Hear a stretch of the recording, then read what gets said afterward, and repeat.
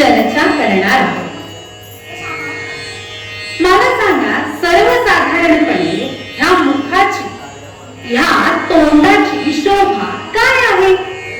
पहा, साधारणपणे तोंडाला मेकअप करणे, कृत्रिम लेप लावणे, फेस पॅक लावणे, पावडर लावणे म्हणजे ह्या मुखाची, ह्या तोंडाची खरी शोभा आहे असे आपण सर्वजणच मानतो. पण जगद्गुरु शंकराचार्य सांगतात ही ह्या मुखाची, ह्या तोंडाची खरी शोभा नव्हे. अहो, हा तर शोभा हाच आहे. ह्या मुखाची खरी शोभा काय आहे माहिती? तर साक्षरता, विनम्रता, सत्यता. सत्य हे आपल्या कंठाचे भूषण. कवी म्हणतात, सत्यम कंठस्य भूषणम. सत्य हे आपल्या मुखाचे भूषण आहे. तसेच त्या देवी शांतादुर्गेने दिलेल्या या मुखाने व्यर्थ बडबड गडबड न करणे, दुसऱ्यांची निंदा न करणे, दुसऱ्यांना विनाकारण बोलून आपलाच अपमान करून न घेणे, ही ह्या मुखाची, ह्या तोंडाची खरी शोभा आहे. आपण नेहमी सत्य, प्रियकर, दुसऱ्याचे हित कर आणि नम्रतेचेच बोलणे बोलले पाहिजे. समर्थ रामदास स्वामी काय सांगतात?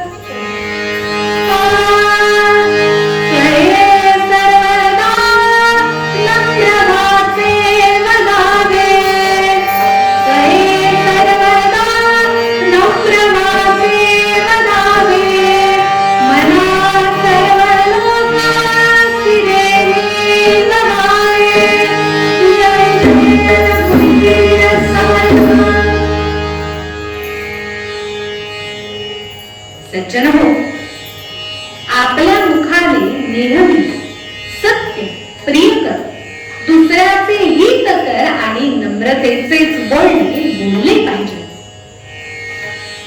कबीरजी सुद्धा आपल्याला तेच सांगतात. एका सुंदरशा दोह्यातून ते वर्णन करताना म्हणतात,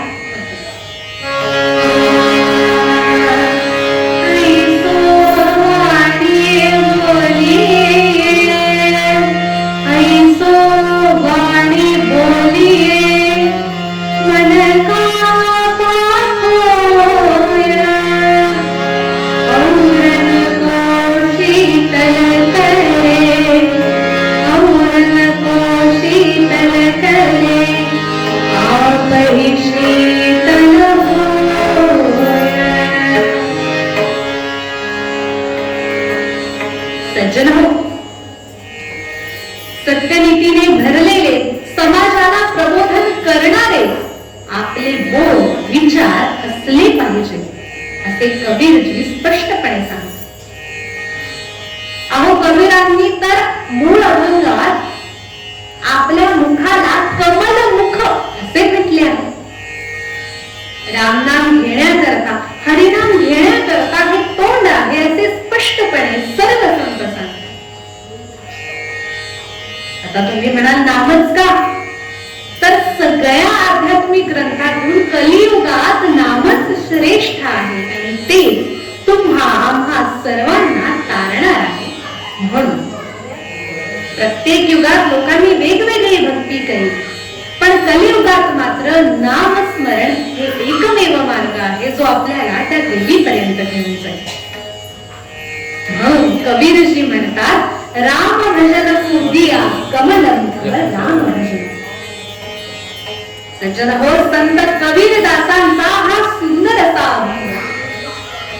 ते स्वतः हरिभक्त होते, त्यांनी स्वतः हरिभक्ती केली आणि मग ती तुम्हा आम्हा सर्वांना करायला सांगितली. आज आपण काय करतो? स्वतः काहीही करीत नाही आणि दुसऱ्याला सल्ला द्यायचा असेल तर आपण खूप देतो. पण जर का विचारले की बाबा तू पण हे करून बघितलेस का, तेव्हा आपण काय म्हणतो? अरे मी ऐकलं होतं, वाटलं तुला उपयोगी पडेल म्हणून सांगितलं. पण सर्व संतांनी आधी सर्व भोग भोगले, अनुभव घेतले आणि मग सांगितले. आणि म्हणूनच त्यांच्या मतांना आजही किंमत आहे. आजही ते कालातीत आहे. कबीरांचे दोहे कधीतरी वाचून बघा. अहो, अत्यंत सुंदर आहे. जगावर प्रेम करायला ते आपल्याला शिकवतात. त्यांचा एक दोहा पण प्रसिद्ध आहे.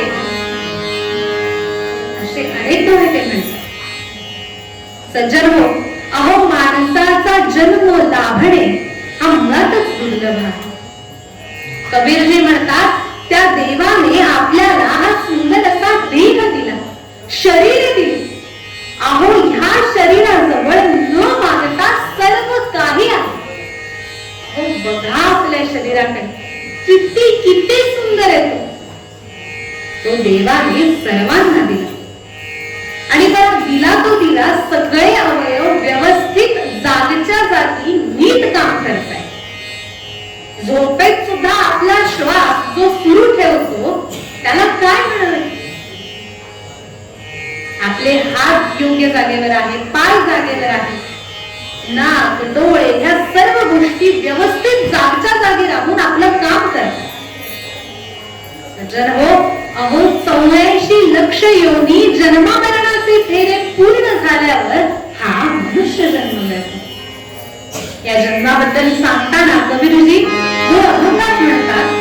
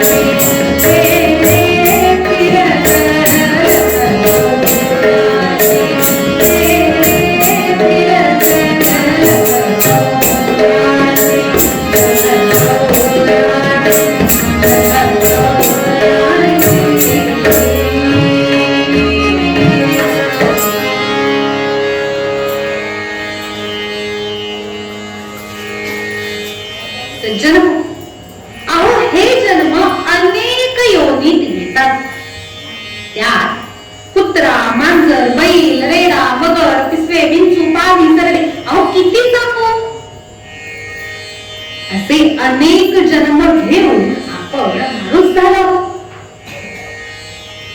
सज्जन हो, अहो, खाणे, पिणे, फिरणे, झोपणे आणि जन्म घालवणे एवढेच आपले कार्य नाही. जगात प्रत्येक व्यक्तीला एक कार्य नेमून दिलेले आहे, त्याने ते करा.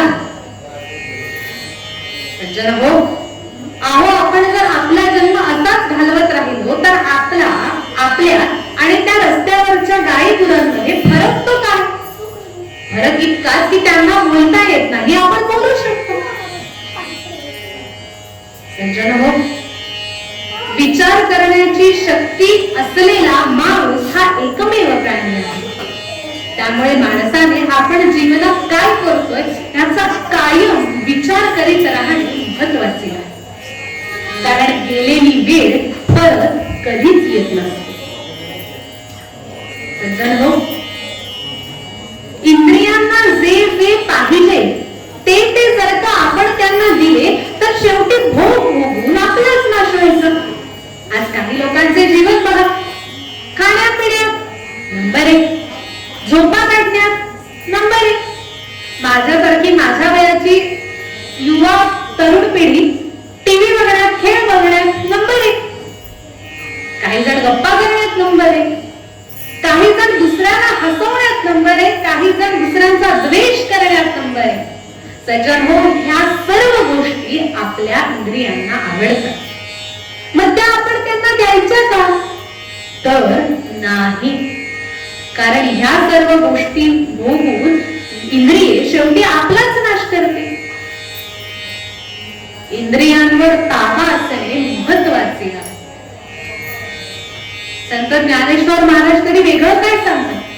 ते म्हणतात, इंद्रिये जे जे म्हणती ते तेची जे पुरुष करीती, ते तरलेची न करती विषय सिंधू. सज्जन हो, अहो वासना, इच्छा ह्या जंगली पशुप्रमाणे होण्या अधाशी असतात.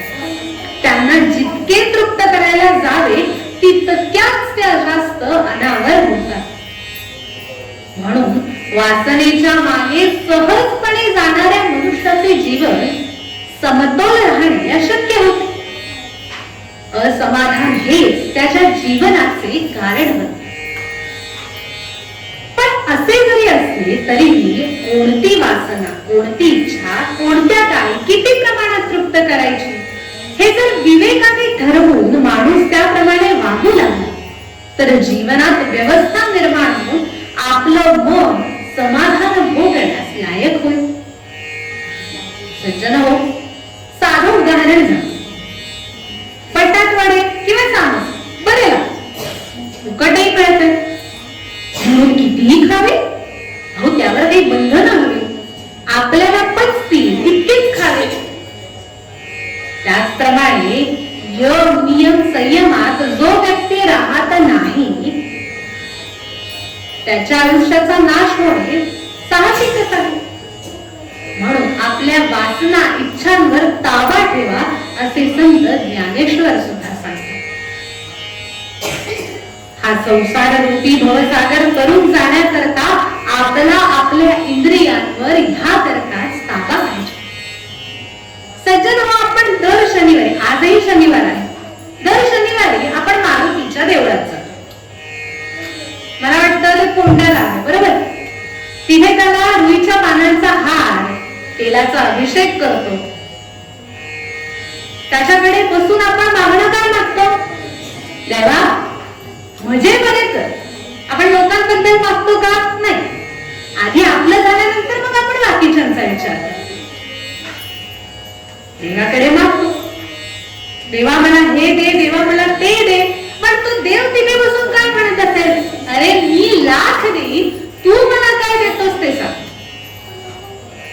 सज्जन हो, ज्या मारुतीकडे आपण मागणं मागतोय तो देव मारुती कसा आहे, त्याला काय आवडते, त्याला कुठले भक्त आवडतात ह्याचा कधीतरी कुणीतरी विचार केला आहे का? सज्जन हो, तो जितेंद्रिय आहे. रामरक्षा स्तोत्रामध्ये सांगितलेले आहे,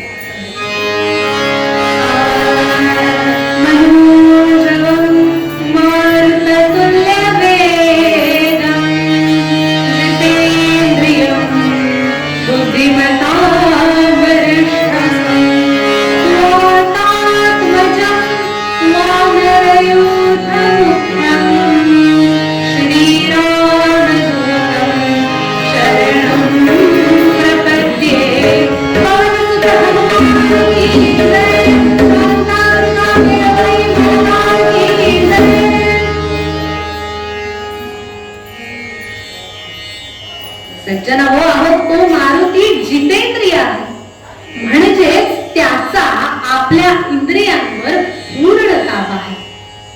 आणि असा ताबा असणारे भक्तच त्या देवाला आवडतात. म्हणून माणसाने आपण जीवनात काय मिळवले त्याचा विचार करणे महत्वाचे आहे. नाहीतर जन्माला आला काय आणि गेला काय? कबीरजी काय म्हणतात?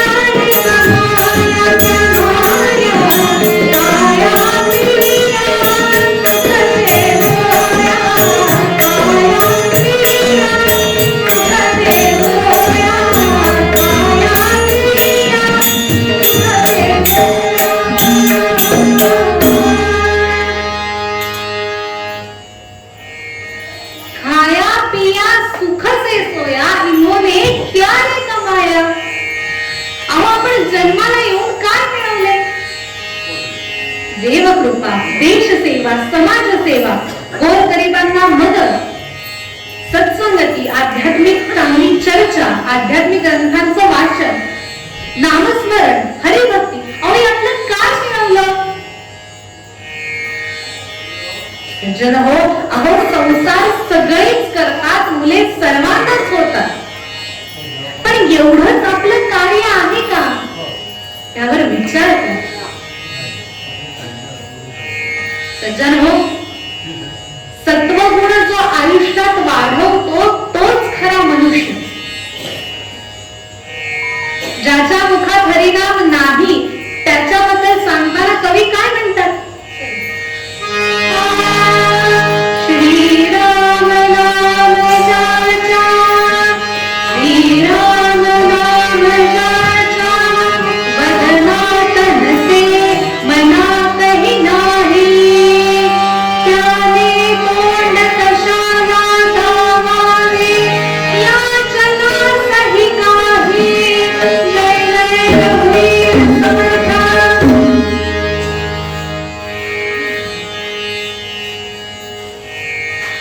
सज्जन हो, या आर्येतून कवी काय म्हणतात?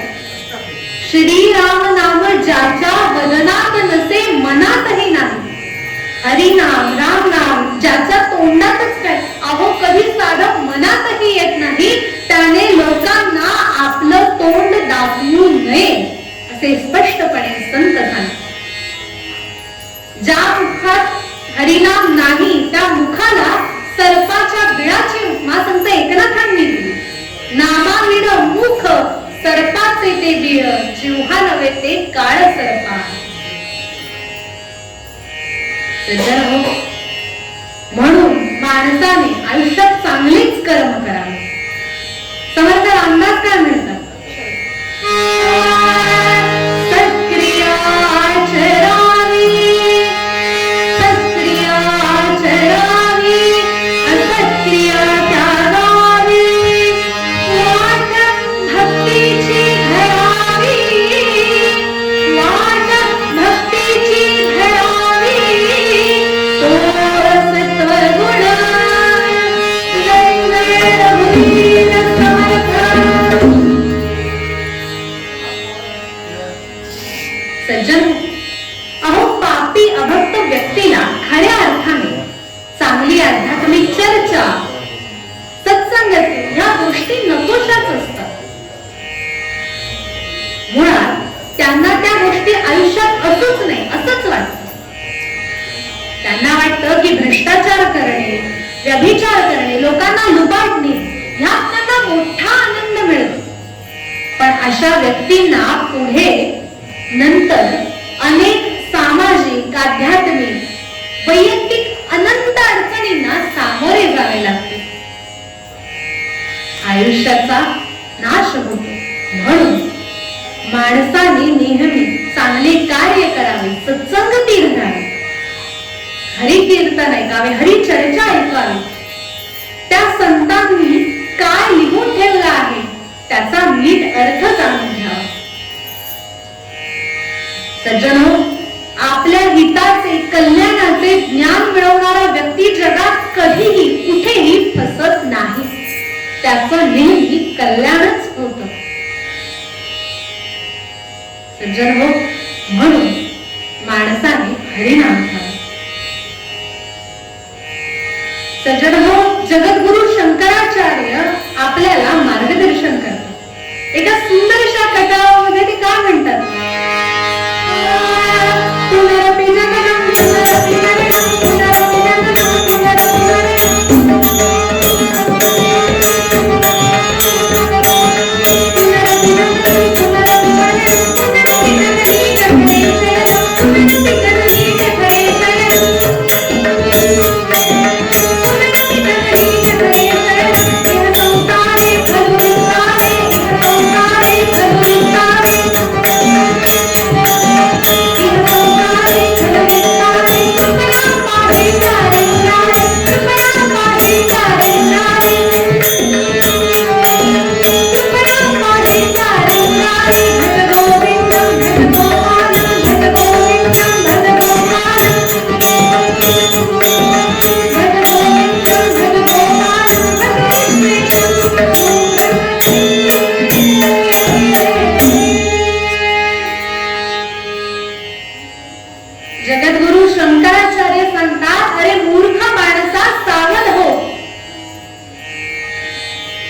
जन्म मरणाच्या फेऱ्यात अडकू नकोस. पुनरपि जननम पुनरपि मरणम पुनरपि जननी जठरे शयनम. हा संसार रूपी भवसागर तरुण जा. हा संसार अतिशय कष्टकारक आहे. तो चुकव आणि तो चुकवण्याकरता काय कर तर भज गोविंदम भज गोपालम भज विश्वेशम मूढमते. त्याकरता देवाची त्या परमेश्वराची भक्ती कर. त्याची कृपा प्राप्त करून घे. कारण तो एकमेव विधाता आहे की जो तुला मार्ग दाखवेल. तू कितीही मोठा पापी असलास तरीही क्षमा करणारा फक्त तो परमेश्वरच जगात आहे. सज्जन हो, हरिभक्तीने काय नाही घडलं. अहो, वाल्ह्याचा वाल्मिकी झाला. ध्रुवास अढळपद मिळालं. प्रल्हाद तरला. अशी अनेक उदाहरणं आपल्या समोर आहेत. त्या उदाहरणांतून तरी आपण बोध घेऊया. हरिनाम घेण्याकरता भगवान शंकरांनी हनुमानाचा जन्म घेतला.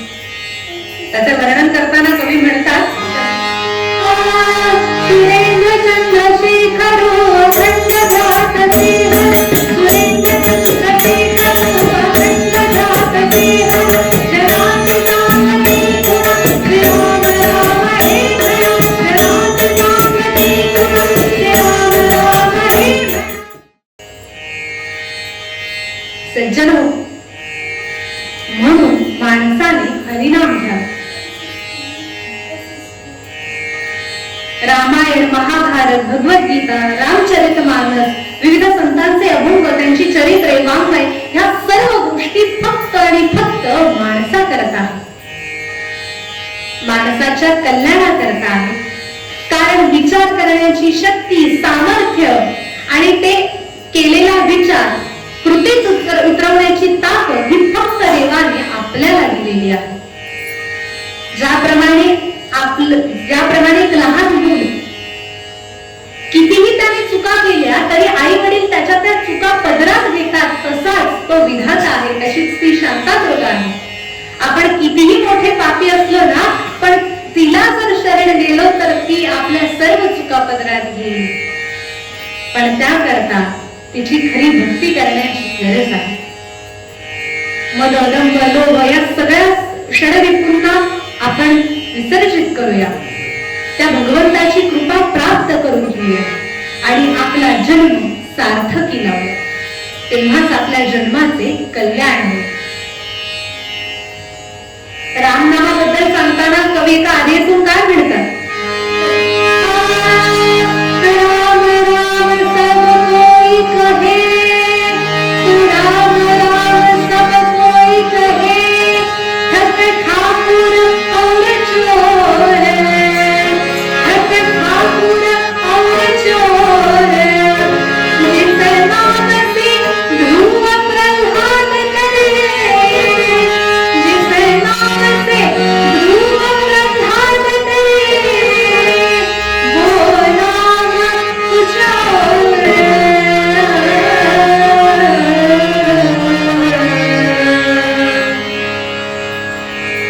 सज्जन हो, ज्या हरिनामाच्या गजराने ध्रुव प्रल्हाद तरले ते हरिनाम तुम्ही आम्ही सर्वांनी घेऊया.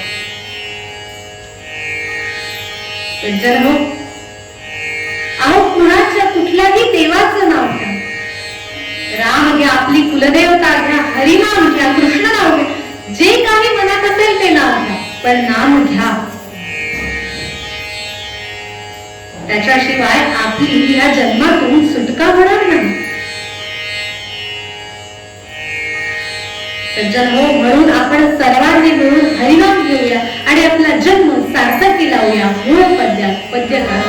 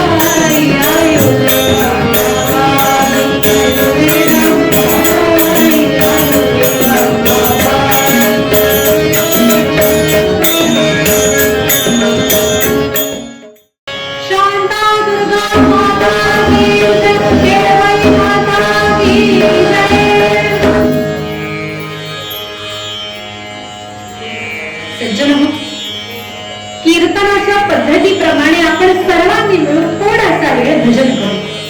भजनाकरता सर्वांनी ताठ बसावे, डोळे मिटावे, हाताने जोराने टाळी वाजवावी आणि त्या शांतादुर्गेला हवे असे नाव घ्यावे. जय जगदंबे माझे आई, जगलाच्या जगमाई.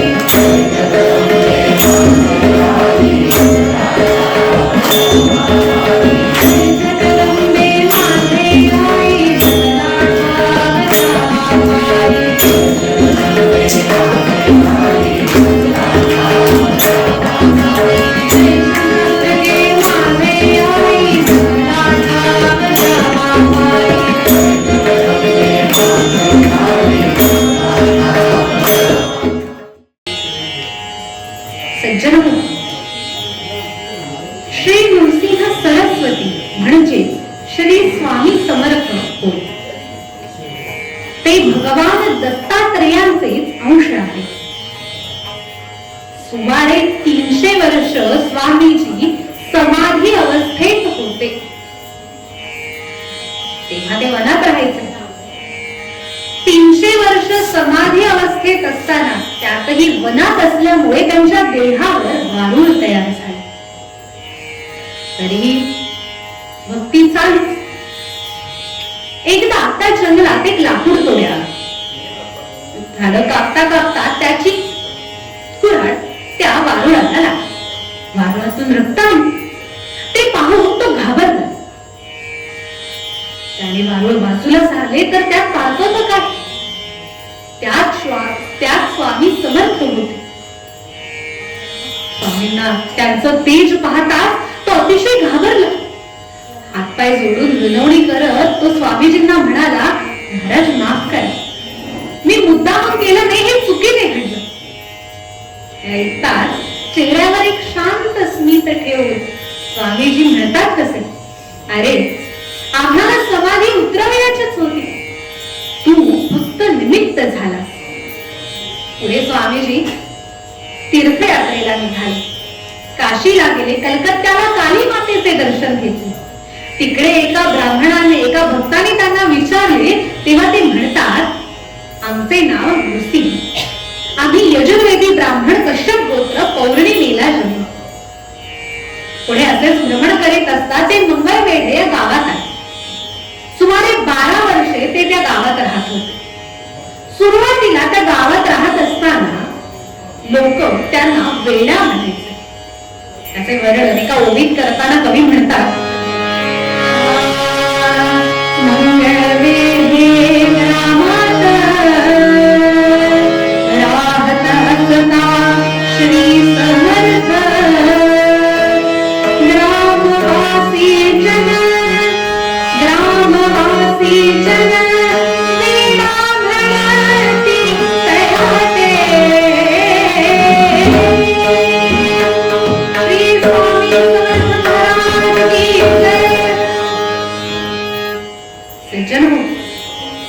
तिथे राहत असताना सुरुवातीला तिकडचे लोक त्यांना वेडा वेडा पिसा असं म्हणायचे. पण त्यांनी कुणाकडेही लक्ष दिलं नाही. ते कुणालाच काही बोलत नव्हते, पण शरण आलेल्या लोकांचे मात्र कल्याण करायचे. सज्जनो, आजही ही परिस्थिती थोडीफार बदलली नाही. आजही काहीतरी चांगलं काम करणाऱ्याला लोक नावं ठेवतातच. आता तंत्रज्ञानाच्या भाषेत आपण त्यांना सोशल मीडियावर, प्रसार माध्यमांवर ट्रोलही करतो. पण त्यामुळे त्यांच्या कार्यात यत्किंचितही फरक पडत नाही. ज्यांची ध्येय ठरलेली असतात ना, त्यांना कुणाच्या म्हणण्याने फरक पडू नये. स्वामीजींनाही पडत नव्हतं. तिथे लोक त्यांना नावं ठेवायचे. आजही आपण ठेवतो आणि हीच जनरीत आहे. पण नंतर वेडा कोण आणि शहाणा कोण हे आपल्याला बरोबर समजते. तसं इथे स्वामीजींना म्हणायचे. एकदा असाच प्रसंग. स्वामीजी जंगलात समाधी अवस्थेत होते. त्यानंतर ते तिथेच होते. एकदा बसप्पा नामक व्यक्ती त्या वनात आला. बसप्पा अतिशय गरीब होता, पण विनम्र होता. त्याला खायला वेळेवर अन्न नव्हते, पण बिचारा कष्टाळू होता. इथे त्याने वनात फिरत असताना काय बघितले? कवी म्हणतात, तो देखिले श्री समर्थ, तो देखिले श्री समर्थ, दिगंबर यतिराज, श्री स्वामी समर्थ महाराज. अहो, स्वामीजींना त्यांनी काट्यांची शय्या करून झोपलेले पाहिले. ते पाहताच त्याला आश्चर्य वाटले. तो धावत जाऊन त्यांच्या चरणांवर पडला, त्यांना शरण गेला. त्यानंतर तो बराच काळ स्वामीजींबरोबर राहू लागला. जिथे जिथे स्वामीजी जायचे तिथे तिथे बसप्पा त्यांच्या सोबत मागोमाग जायचा. स्वामीजींना इथे नावं ठेवली जायचीच. आता सोबत बसप्पालाही गावकरी हा वेड्याच्या नादी लागला असे हिणवायला लागले. पण त्याच्यावर काहीही फरक पडला नाही. आपली भक्ती तो कायम ठेवत होता. स्वामीजींबद्दल फारसं माहीत नसलं तरी देखील ही व्यक्ती आपल्या आयुष्याचं कल्याण करेल एवढी शाश्वती मात्र बसप्पाला. पण करता करता ही बातमी त्याच्या बायकोपर्यंत जाऊन पोहोचली. आणि एके दिवशी ती तावातावाने भांडायला आली आणि म्हणते कशी,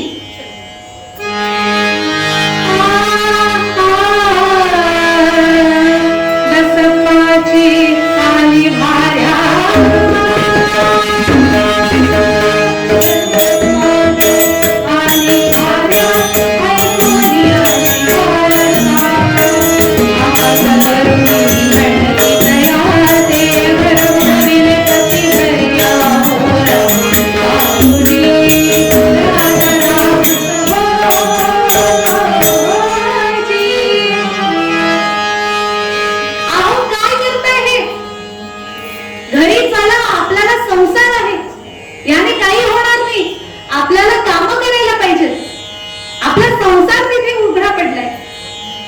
इथे काय नादी लागला तुम्ही असे म्हणून त्याला ओरडून आले. पण बसप्पा तो काही ऐके ना. सज्जन हो, आजच्या काळात सुद्धा चांगलं कार्य करणारा नवरा किंवा बायको मिळायला भाग्यच लागतं. बऱ्याचदा ज्यांच्यापैकी एक व्यक्ती ही सत्संगती धरणारी असते, चर्चा ऐकणारी, हरिकीर्तन ऐकणारी असते. आज बऱ्याचदा आपला नवरा किंवा आपली बायको जर चांगलं काही करत असेल तर ते लोकांना मान्य असत नाही. अपवाद सोड, काही चांगली लोक आहेत. पण सज्जन हो, एक लक्षात ठेवा, सत्य मार्ग धरणे आणि तो कायम टिकवणे अनेक अडचणी येत असताना देखील ही खरीच परीक्षा आहे. आणि ही गोष्ट सोपी नाही. सज्जन हो, इथे बसप्पाला वाईट वाटले, पण तरीही त्याने स्वामीजींचा पाय धरलेला सोडला नाही. तो स्वामीजींबरोबरच राहत होता. आणि एकदा असंच एके दिवशी अचानक स्वामीजी उठले आणि वनात निघाले. बसप्पा मागे मागे होता. हो, ती रात्र म्हणजे भयानक होती. काळी कुट्ट, रातकिड्यांचा किर्र किर्र आवाज घेत होता. श्वापदे रडत होती, ओरडत होती. सगळीकडे भयानक शांतता होती. बसप्पाला भीती वाटली. अहो, पण ज्याच्या सोबत स्वामी समर्थ आहेत त्याला भीतीची काय गरज? तर स्वामीजींसोबत त्यांच्या मागोमाग निघाला. त्या रात्रीचे वर्णन करताना कवी एका पदामध्ये म्हणतात,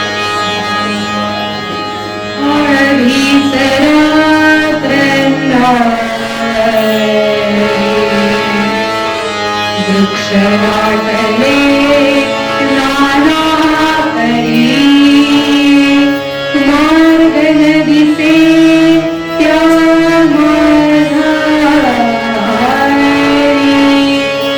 चरणी रुतती कंटक.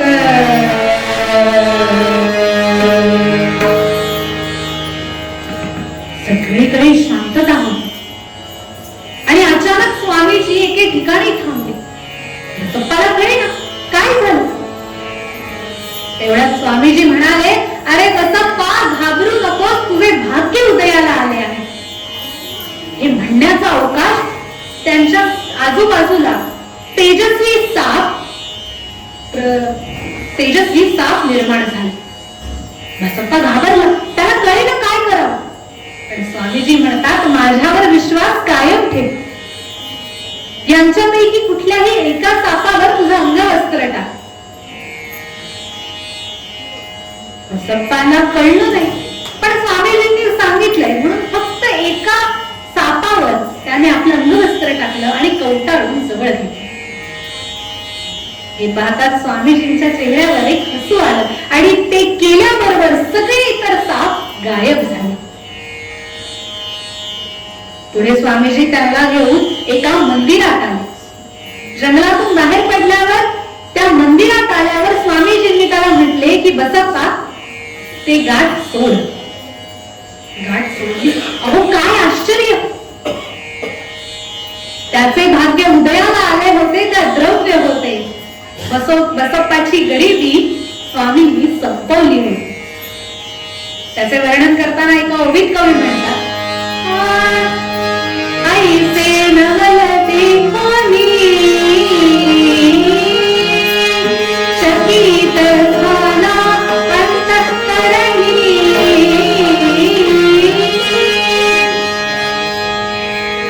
सज्जनो, हे सर्व पाहता त्याला अतिशय नवल वाटले आणि डोळ्यात पाणी तरळले.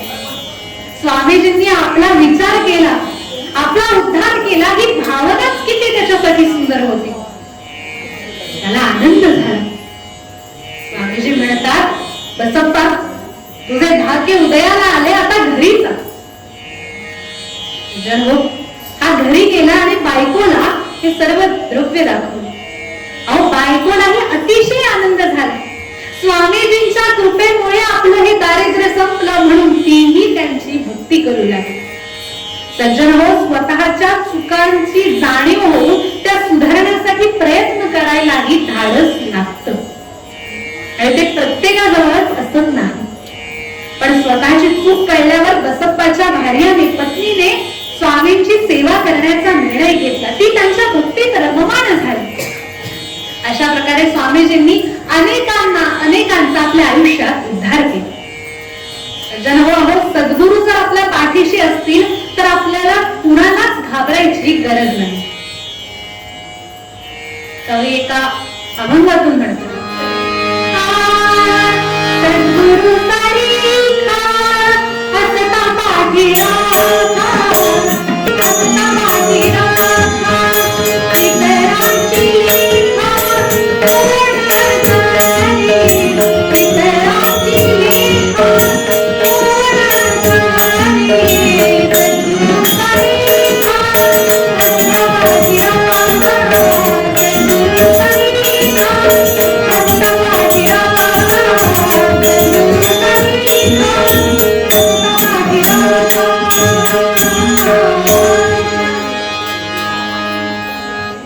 सज्जन, ज्याप्रमाणे लहान मुलांच्या पाठीशी आई वडील आहेत ही कळल्यावर ती मुलं निर्धास्त असतात, तसंच जर आपल्या पाठीशी सद्गुरू असतील तर आपणही निर्धास्त असतो. आणि हीच बसप्पाची ती झाली. बसप्पाने कुठलीही अपेक्षा न ठेवता स्वामींची भक्ती केली. आजच्या काळात आपण काहीतरी अपेक्षा ठेवून देवाची भक्ती करतो आणि म्हणून आपण दुःखी असतो. अहो, देवाकडे सुदाम्यांनी काहीही मागितलं नाही, पण तरी देखील त्याची भक्ती पाहून भगवान गोपाल कृष्णांनी त्याला एक नगरीचा राजा बनवला, वाल्याचा वाल्मिकी केला. भक्त प्रल्हादाला तारलं. सज्जन हो, ह्या गोष्टी काही सहज सोप्या नाहीये. प्रत्येक गोष्ट मिळवण्याकरता कष्ट, परिश्रम हे आवश्यकच आहे. पण मग ते जर असतील तर आपण ते चांगल्या कार्यात आपले कष्ट घालूया. स्वामी समर्थांनी आपल्या संपूर्ण आयुष्यामध्ये कधीही अंधविश्वास, अंधश्रद्धा यांना सहकार्य केले नाही. एक असा प्रसंग होता की चोळप्पाच्या घरात घुबड शिरले तर चोळप्पा घर सोडून जायला निघाला.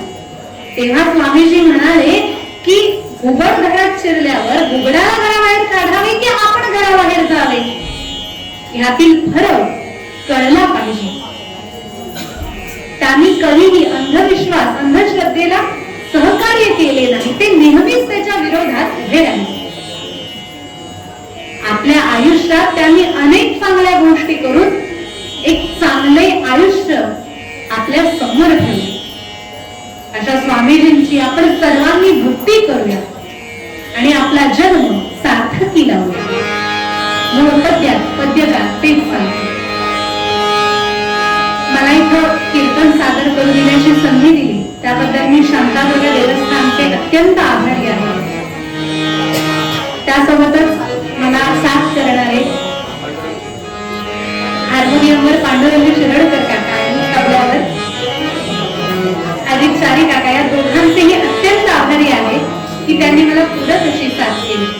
जे काही बोलले असेल ते त्या देवीमुळे, माझ्या गुरुमुळे, आई वडिलांमुळे आणि पुन्हा सर्व श्रोतृ वृंदामुळे, आणि ज्या काही चुका असतील त्या सर्व माझ्या. त्याच्यानं हा संसाररूपी भवसागर तरुण जाण्याकरता आपल्या इंद्रियांवर ताबा पाहिजेच, पण त्यासोबतच त्या देवावर निष्ठाही पाहिजे. त्या देवाकडे आपण सर्वांनी एकच मागणं मागूया की हे देवा, माझ्या ज्या काही चुका असतील त्या तुझ्या पोटात घे, तुझं नाव माझ्या मुखात अखंड राहू दे. केवळ सुखातच, केवळ दुःखातच नव्हे तर सुखात सुद्धा तुझी आठवण मला येत राहू दे. आपल्याकडून ज्या काही चुका झाल्या असतील, होत असतील, त्यांना क्षमा कर. चांगलं करण्याची देवा मला बुद्धी दे आणि अंतकाळी देखील तुझेच स्मरण मला होत राहील अशी विनंती करू.